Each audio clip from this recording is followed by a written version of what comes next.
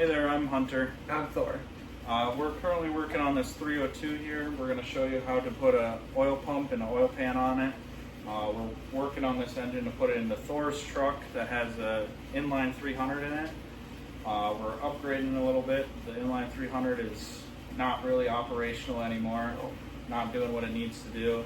So we wanted to give it a little bit more power, and we're going to show you every step of it. Alright, so now we're going to talk a little bit about this engine. So it has a crank that's ground 1010, standard stroke, it's a standard crank for a 302. We have aftermarket rods in there. I don't know what Thor's plan is with the engine after getting this truck running. So I wanted to give him a little bit stronger rods to put in it. Of course, we just went with some Molly aftermarket standard pistons. They're pretty easy to change. We went to a floating style pin, so they just slide right out if he wants to change them to like a dome or whatever he wants to change them to. The camshaft is a Lunati camshaft in there. It gives them 0.5 thousandths lift, or 0.5 inch of a lift. So then we're gonna go into putting the oil pump on there. Alright, the first thing we're going to do, we're going to put this drive shaft down into this little hole. If you look down in there, there's a little tiny hole. You just want to slide this in there. Some of these have a retainer clip on them. This one must have fallen off somewhere. So we have the distributor in there to hold the rod in there while we put the oil pump on. You just want to slide that in there. That's going to help you line up and make sure that that's engaged with your oil pump so that you have oil pressure when you turn your engine on. Alright, now we're just going to put this stock oil pump back on there. If you ever decide to upgrade it, it's pretty simple to just put a different oil pump on there that he doesn't have to worry about. When you're doing this, you just want to make sure that this rod slides into this oil pump over here. Give it a little shimmy back and forth and it should slide up in there, kind of like how it did. If you can see, it's kind of moving up and down. And then you're going to want to take your bolts that came out of it. Make sure that you have your gasket under there.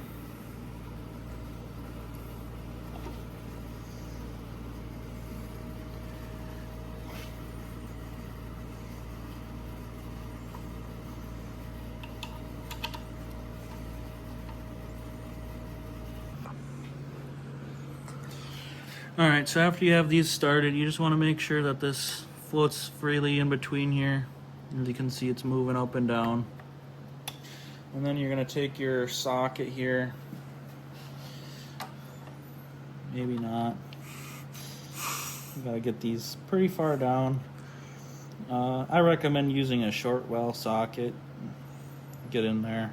Some people use a short well with a wobble extension on there. I don't really like using a wobble because it's not giving you your true torque values, just because that wobble is loose and then that extension's also not gonna, it's gonna take away from your torque values.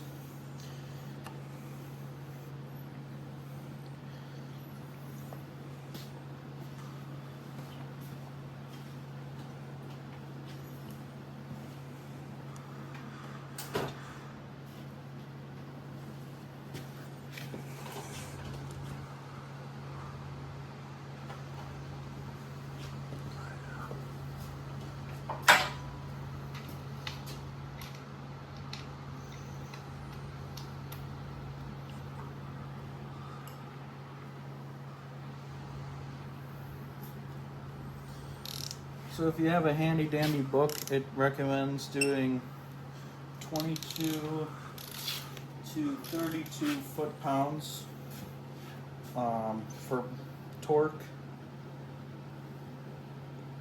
I like to go right in the middle, so I'm going to go with like a 28.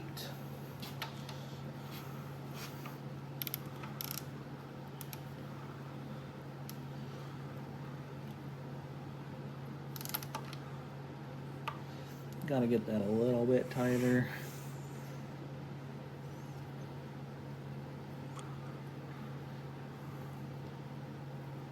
Obviously, me and Thor are new at this. We don't know how to do a time lapse yet. As soon as we figure that out, I will gladly do a time lapse. This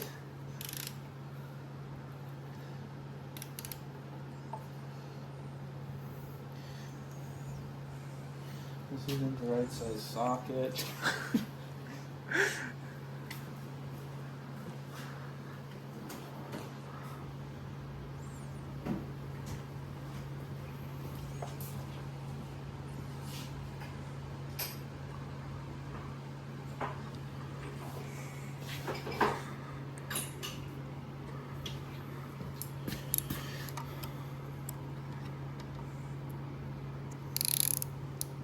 It's snug, but it's not the right one. A little loose, or a little tight, I mean. So she's a 9/16, which, if you know anything about wrenches, is a tiniest touch bigger than a 14.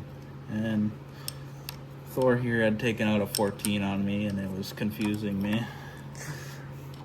But that happens. Nothing, there's always going to be mistakes that happen, but you just got to keep moving forward. Right, Thor? That's right. The 14 was also supposed to be for that nut. What is that one? It's a 15 that fits the socket. 15's way too big. Yeah. I don't know why the 15's out then. Well, you had it for that nut. The 14 was for the nut. 15 was not for the nut. I remember taking the nut out of the 14. Yeah, that wasn't the 14.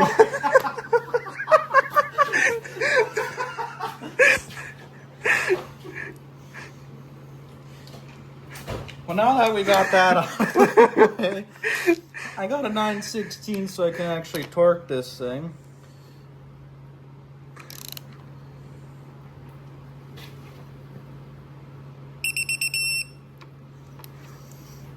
If you're like me and you don't have a lot of money, I highly recommend it. Everybody says to go get a good torque wrench. I found this Quinn brand one here at Harbor Freight. It works fantastic. It has never let me down. Highly recommend getting one. And I think I got this for $79.99 on sale. Very much so recommend it. Next step, we're going to put this nut on. I always leave these loose because you always want to make sure you can line up that rod and put these bolts on before you torque this up. I've ran into sometimes people give me a bunch of parts and they give me a 302 block with heads, but then they give me an oil pump and pickup tube for a 351. If you know anything, those don't go together. It's very hard to put a pickup tube on for a 351 onto a 302.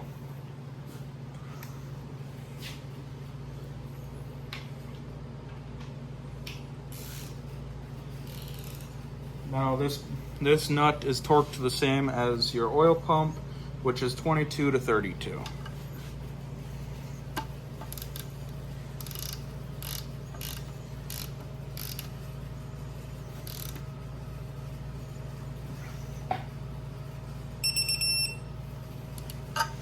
I always go right in the middle like I said before.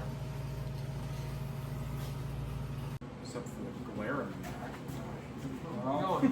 We're going. Well, that was how to put your oil pump on a 302. We have a surprise for you for the next video as this build goes on. All I can say is it's a Temu product. I'll just say that. I'm pretty excited for it. I am To see how it compares to a name brand. But we're waiting for the timing chain cover to come in, and then we can put the pan on. Those will be here on Wednesday. Wednesday or Thursday. Yep. And then you'll be probably seeing videos from us quite often now. So Thor's gonna learn some editing skills so he can edit some of these. So it's not this bad. It's our first video though. Yeah. We gotta. We'll get you involved in some more videos. Maybe we'll take some road trips, kind of roadkill style. Not to Not actual. step on anybody's toes or anything, but that's what we're kind of into, flipping vehicles and going out and getting vehicles and trying to make them back home to fix them up and then sell them. So Alright. we'll see you next time.